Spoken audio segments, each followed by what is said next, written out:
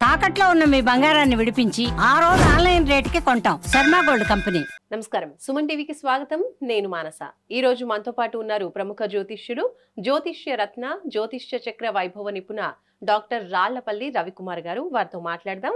ఈ సెప్టెంబర్ మాసానికి సంబంధించిన ద్వాదశ రాశుల యొక్క మాస ఫలితాలు ఏ విధంగా ఉన్నాయనే విషయాలు తెలుసుకుందాం. అలాగే దాంతోపాటు సెప్టెంబర్ మాసంలో మనకి గ్రహణం కూడా ఉంది కాబట్టి ఆ విషయాలు కూడా మనం తెలుసుకునే ప్రయత్నం చేద్దాము. గురుగారు నమస్కారం అండి. నమస్కారం గురుగారు, ముందుగా సెప్టెంబర్ మాసంలో గ్రహస్థితి అంటే నవగ్రహాలు ఏ స్థానాల్లో ఉన్నాయి అనే విషయాలు తెలియజేయండి. తపోనమ్మ ప్రదిందు సమాకారే పరబ్రహ్మ స్వరూపిణి వాసరాపీఠ నిలయే సరస్వతి నమస్తుతే. సుమన్ టీవీ ప్రేక్షకులకి నమస్కారం.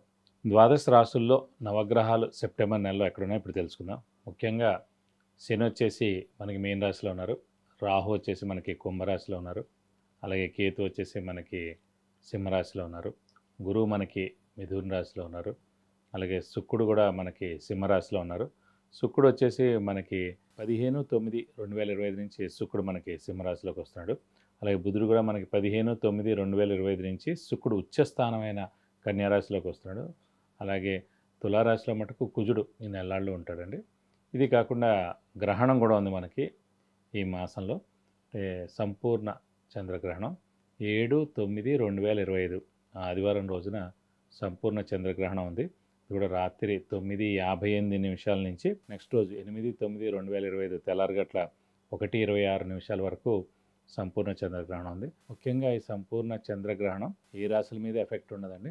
ఓన్లీ కుంభరాశి కొంచెం మీన రాశి మీద ఎఫెక్ట్ ఉంటుంది.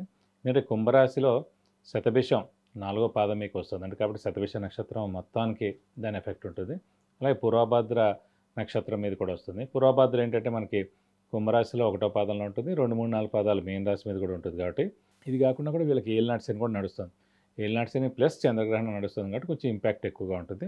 ముఖ్యంగా కుంభరాశికి కొంచెం తక్కువగా ఉండొచ్చు, ఎందుకంటే కుంభరాశి అధిపతే శని కాబట్టి ఏలినాటి శని నడుస్తున్నా కూడా శని అంత దారుణంగా అయితే ఉండడు, కానీ గ్రహణ ఎఫెక్ట్ కూడా ఖచ్చితంగా ఉంటుందండి. సో జాగ్రత్తగా ఉండడం ఉత్తమం. సో శతభిష నక్షత్రంకి పూర్వభాద్ర నక్షత్రం మీదే చంద్రగ్రహణం వస్తుంది కాబట్టి ఈ 2 నక్షత్రాల వాళ్ళు కొంచెం జాగ్రత్తగా ఉండాలి. అలాగే కుంభరాశి మీనరాశి వాళ్ళు కూడా కొంచెం జాగ్రత్త వహించి చిన్న చిన్న శాంతులు చేయించుకుంటే సరిపోతుంది. ఇది నవగ్రహాలు ద్వాదశ రాశిలో ఈ స్థానాల్లో సెప్టెంబర్ మాసంలో ఉన్నాయి. గురుగారు, మరి ద్వాదశ రాశిలో మొదటి రాశి అయిన మేషరాశి వాళ్ళకి ఈ నెల సెప్టెంబర్ మాసం ఏ విధంగా ఉంటుంది తెలియజేయండి. తప్పకుండా మేషరాశి అనగానే మనకి అశ్విని 1, 2, 3, 4 పాదాలు, భరణి 1, 2, 3, 4 పాదాలు, కృత్తిక 1వ పాదం, ఈ నక్షత్రాల సమాంతం మనకి మేషరాశిలోకి వస్తుంది. సాధారణంగా మేషరాశి అంటేనే అధిపతి కుజుడు అన్నమాట. సో వాళ్ళు చాలా ఫైరీగా ఉంటారు, అంటే చాలా వేడి శరీరం ఉంటుంది, చాలా ధైర్యంగా ఉంటారు, కొంచెం మొండితనం కూడా ఉంటుంది.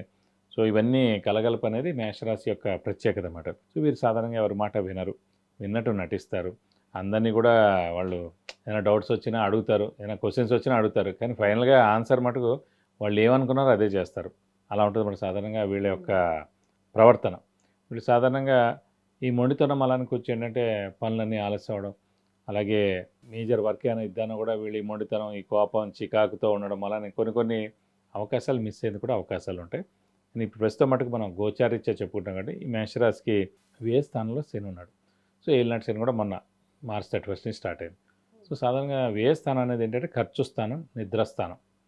సో మనకేంటంటే ఎవరు ఎంత సంపాదించినా కూడా ఫైనల్గా బ్యాలెన్స్ షీట్ వేసుకున్నప్పుడు లయబిలిటీ ఎంత ఉంది, అసెట్ ఎంత ఉంది అని చూసుకుంటాం. సో 11 స్థానాలు మంచివే, 12వ స్థానం ఇంకా చాలా మంచిది. ఎందుకంటే ఫైనల్గా మీరు ఎంత సంపాదించారు అనేది కాదు, ఎంత దాచారు అనేది, ఎంత ఖర్చు చేయకుండా జాగ్రత్తగా పొదుపు చేశారనేది, సరైన ఖర్చులు చేశారనేది ఇంపార్టెంట్. కాబట్టి ఈ వ్యయ స్థానం అనేది మన లగ్నం నుంచి సాధారణంగా చూస్తాం. లగ్నం నుంచి వ్యయ స్థానం చూసినప్పుడు శుభగ్రహాలైన చంద్రుడు, బుధుడు, గురువు, శుక్రుడు ఉన్నారనుకోండి, అంటే శుభాలకు ఎక్కువ ఖర్చు పెడతారు.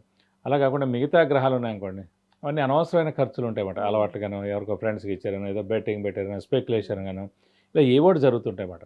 కాబట్టి ఇప్పుడు మనం ప్రస్తుతం గోచారీత్యా చూసుకుంటాం కాబట్టి రాశి నుంచి వ్యయ స్థానంలో శని ఉన్నాడు కాబట్టి శని వ్యయ స్థానంలో ఉంటే నిద్ర తక్కువ పడుతుంది. అంటే ప్రస్తుతం ఏలాంటి శని ఎఫెక్ట్ అవ్వచ్చు, అయితే శని వ్యయలో ఉండొచ్చు. దీనివల్ల స్ట్రెస్, స్ట్రెయిన్, మానసిక ఆందోళన ఎక్కువగా ఉండడం.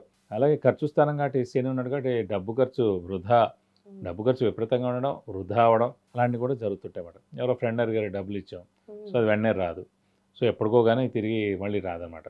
కొంతమందికి డబ్బులు ఇస్తాం, వాళ్ళు పారిపోవచ్చు, ఇలాంటివన్నీ కూడా జరుగుతాయి. అంటే ఫైనాన్షియల్ లాస్ జరిగేందుకు అవకాశాలు ఎక్కువగా ఉన్నాయి.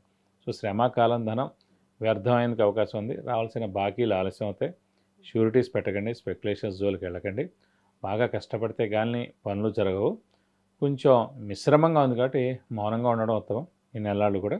నేను ప్రస్తుతం మనకి గురువు కూడా తృతీయ స్థానంలో ఉన్నాడు, గురుబలం లేదు. అలాగే సినిమా వ్యయ స్థానంలో ఉన్నాడు, ఏలినాటి నడుస్తుంది.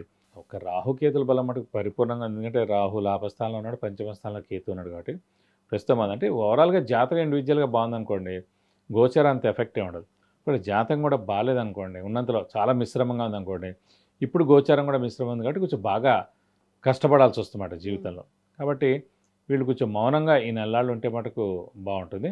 అలాగే మెయిన్ ఈ విదేశానికి ఎవరైనా వెళ్ళాలని అనుకుంటే మటుకు ఇది సరైన సమయం. ఎందుకంటే ఖచ్చితంగా ఏలినాటి శని నడుస్తుంది కాబట్టి విదేశీయానానికి ఇది బెస్ట్ అనువైన సమయం. అలాగే విద్యార్థులు కూడా ఫారెన్ వెళ్ళి చదువుకోవాలనుకున్నా కూడా, లేదంటే ఉద్యోగం చేయాలనుకున్నా కూడా ఖచ్చితంగా ఇది సరైన సమయం అని చెప్పుకోవచ్చు. కాబట్టి వీరు ముఖ్యంగా కొంచెం జాగ్రత్తగా మౌనంగా ఉంటే బెస్ట్. ఎందుకంటే మేషరాశి అధిపతి కుజుడు, శనికి కుజుడికి అస్సలు పడదన్నమాట. అందుకే ఏలినాటి శని కానీ, అర్ధాష్టమ శని కానీ, అష్టమ శని కానీ నడిచినప్పుడు మేషరాశి అయినా వృశ్చిక రాశి అయినా అధిపతి కుజుడు కాబట్టి వాళ్ళకి ఎఫెక్ట్ ఎక్కువగా ఉంటుంది. అలాగే సింహరాశి వాళ్ళకు కూడా అధిపతి రవి కాబట్టి ఈ రవి కుజులకి శని అస్సలు పడ్డమాట. కాబట్టి మేషరాశి, వృశ్చిక రాశి, సింహరాశి వాళ్ళు చాలా కష్టపడాల్సి ఉంటుంది అన్నమాట. కాబట్టి కొంచెం మౌనంగా ఉండడం ఉత్తమని నా అభిప్రాయం. డబ్బులు ఎవరికి ఇవ్వకూడదు అంటున్నారు, వ్యాపారాలు ఏమైనా చేయొచ్చా? వ్యాపారస్తులకి ఏంటంటే ఇప్పుడు మిశ్రమంగా ఉంది కాబట్టి మౌనంగా ఉండడం ఉత్తమం. ఏం నడుస్తుందో ప్రస్తుతం అలాగే నడిపించడం బెస్ట్. ఎందుకంటే ఎక్స్పాన్షన్ జోలికి వెళ్ళడం, అంటే క్రెడిట్స్ ఇవ్వడం, కొత్త వ్యాపారం చేయడం ఇవన్నీ చేయకూడదండి. నేను అవి చేస్తే కనుక మళ్ళీ లాస్ వస్తుంది, డిలేస్ అయిపోతాయి, వాడు ఇవ్వకుండా ఎగ్గొట్టేస్తాడు. ఇవన్నీ కూడా జరిగేందుకు అవకాశం. ఎందుకంటే ఏలినాటి శని అంటేనే ఏదో ఒక విధంగా నష్టం. అది అనారోగ్య రీత్యానా, ఆర్థిక రీత్యానా, ఇంట్లో భార్యాభర్తల మధ్యన గొడవల, లేకపోతే ఇంకేమైనా ఇష్యూసా, అలాగే పేరెంట్స్తో అయినా ప్రాబ్లమా, బ్రదర్స్తో ఏవో ఒక ఇబ్బందులు అలా ఉంటూనే ఉంటాయి ఇంట్లో కానీ, ఆఫీస్లో కానీ, ఆర్థికంగా కానీ, ఆరోగ్యపరంగా కానీ. కాబట్టి మనమే జాగ్రత్తగా ఉన్నాం అనుకోండి, ముందు ఆర్థికం అనేది కట్ అయిపోయిందంటే ఫస్ట్ ఆఫ్ ఆల్ మనశ్శాంతి ఉంటుంది. ఇంట్లో వాళ్ళు కూడా ఎందుకు డబ్బులు ఇచ్చావు, అనవసరంగా పోగొట్టుకుని, ఇవన్నీ మనకి ఇబ్బందులు ఉండమాట. కాబట్టి వ్యాపారస్తుల మటుకు గడ్డు కాలం అని చెప్పాను కానీ మిశ్రమంగా ఉంది కాబట్టి మౌనంగా ఉండి జాగ్రత్తగా ఏం నడుస్తుందో నడిస్తే సరిపోతుంది. అప్పులు కూడా చేయాల్సి ఉంటుంది, కొత్త అప్పులు కూడా. సో కాబట్టి మనం క్రెడిట్స్ మటుకు ఇవ్వకుండా ఉంటే బెస్ట్ అండి. స్థానచలనం ఏమైనా ఉందంటారా ఈ మాసంలో మేషరాశి వాళ్ళకి? అంటే ఏలినాటి సినిమా నడుస్తుంది కాబట్టి ముఖ్యంగా స్థానచలనం అనేది ఉంటుందండి.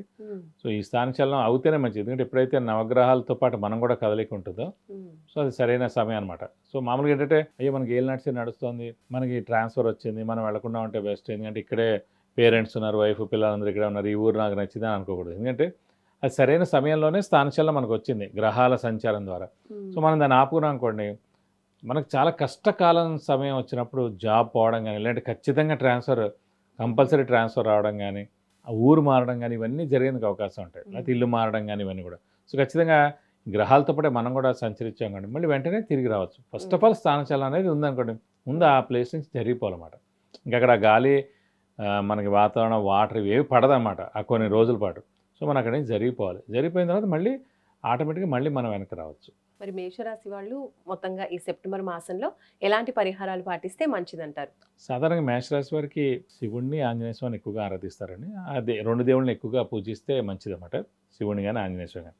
ప్రస్తుతం మనకున్న ఈ ఇబ్బంది మూలాన్ని ఏంటంటే ముఖ్యంగా ఆంజనేయ స్వామిని గట్టిగా పట్టుకోవాలి. ఎందుకంటే ఏలినాటి శని ఎఫెక్ట్ కూడా నడుస్తుంది కాబట్టి ఆంజనేయ స్వామిని, అలాగే మన వెంకటేశ్వర స్వామిని కూడా గట్టిగా పట్టుకుని 40 ప్రదక్షిణాలు వాళ్ళ గుళ్ళకి వెళ్ళి చేయడం.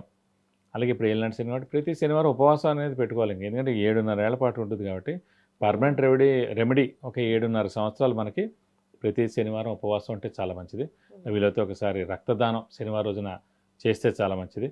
అలాగే ఇందాక చెప్పినట్టు ఆంజనేయ స్వామి అష్టోత్తరం, అలాగే మనకి వెంకటేశ్వర స్వామి అష్టోత్తరం రోజు చదువుకుంటే చాలా మంచిది. బుధవారం వెంకటేశ్వర స్వామి గుడికి వెళ్ళి 41 ప్రదక్షిణాలు, అలాగే శనివారం వచ్చేసి ఆంజనేయ స్వామి చుట్టూ 41 ప్రదక్షిణాలు చేస్తే ఈ దోషాలన్నీ తగ్గి అన్ని విధాలా మీకు బాగుంటుందండి. విద్య, ఉద్యోగం, వ్యాపారం, వివాహం, సంతానం, ఆరోగ్యం, అలాగే విదేశీయానం, గృహయోగం, వాహన యోగం, ఇలా ఏ విషయంలోనైనా మీరు గురువుగారి నుంచి సలహాలు తీసుకోవాలి అనుకుంటే స్క్రీన్ పైన కనిపించే నెంబర్స్కి కాల్ చేసి పర్సనల్ అపాయింట్మెంట్ తీసుకోవచ్చు. ధన్యవాదాలు గురుగారు. నమస్కారం. నమస్కారం. చూసారు కదండి, ఇది మేషరాశికి సంబంధించిన సెప్టెంబర్ మాస ఫలితాలు, అలాగే పాటించవలసిన పరిహారాలు. చూస్తూనే ఉండండి సుమన్ టీవీ. నమస్కారం.